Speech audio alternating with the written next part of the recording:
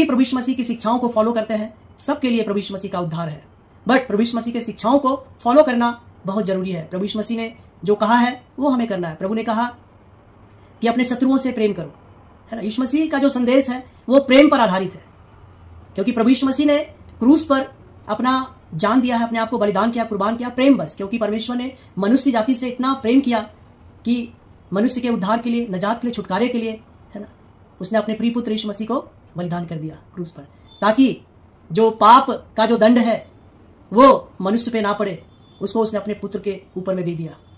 तो प्रभु यीशु मसीह ने हमारे और आपके पापों के दंड को सह लिया है, और हम और आपको परमेश्वर ने बरी कर दिया है, दंड से मुक्त कर दिया है, कि हम और आप भक्ति का जीवन जिए, विश्वास का जीवन जिए, और यीशु मसीह को हम फॉलो करें, और यीशु मसीह को हम अपने जीवन के द्वारा प्रदर्शित करें।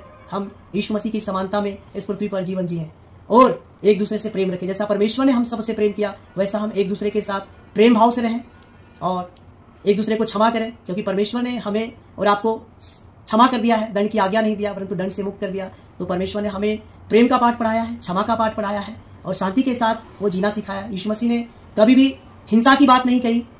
यीशु मसीह ने कभी भी किसी प्रकार के अस्त्र और शस्त्र नहीं उठाए, कभी भी किसी प्रकार का ऐसी कोई घटनाएं नहीं हुई। यीशु मसीह ने, है ना, कोड़े खाए, दर्द को सह लिया उन्होंने, लेकिन प्रभु यीशु मसीह ने कभी लोगों के ऊपर कोड़े बरसाए नहीं। खुद कोड़े खा लिए, घूसे खा लिए, चाटे खा लिए, खुद अपमानित हुए, लज्जित हुए उस वक्त जब क्रूसिफिकेशन का टाइम था, लेकिन यीशु मसीह ने पलट कर किसी को जवाब तक नहीं दिया, किसी को गाली सुन करके किसी को गाली नहीं दिया, घूसे खा करके किसी के ऊपर में हाथ भी नहीं उठाया। तो परमेश्वर ने हमें अहिंसा का पाठ पढ़ाया है, हिंसा करना हमें नहीं सिखाया। तो प्लीज गाइस, आप हिंसक ना हो, क्षमा की भावना रखें और प्रेम की भावना रखें। परमेश्वर का उद्धार जो है सबके लिए है, क्योंकि परमेश्वर किसी का पक्षपात नहीं करता, किसी वर्ग विशेष से, जाति विशेष से ही सिर्फ प्यार करता है, ऐसा नहीं है। और भारतीय ग्रंथ शास्त्र में भी लिखा हुआ है, यत तद दृश्यम ग्राह्यम गोत्रम वर्णम चक्षु स्त्रोत्रम तद पाणिपादम।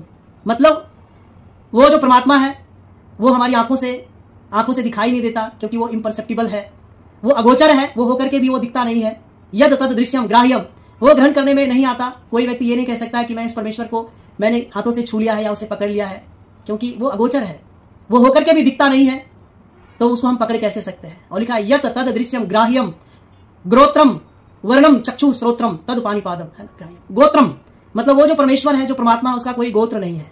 इस पृथ्वी पर इंसानों के बीच में गोत्र होता है और लोग अपने गोत्र पर घमंड करते हैं, है ना। तो मनुष्य के बीच में ये सब चल सकता है या हो सकता है, क्योंकि सुसमाचार ग्रंथ में पौलुस पत्री में कहते हैं कि मैं बिन्यामीन के गोत्र का हूं, मैं चाहे तो मैं घमंड कर सकता हूं, क्योंकि मैं एक इजरायली हूं, मैं इजराइल के वंश से हूं, और मेरा जो गोत्र है वो बिन्यामीन गोत्र है, मैं इजराइल के वंश से हूं, मैं यहूदी व्यक्ति हूं,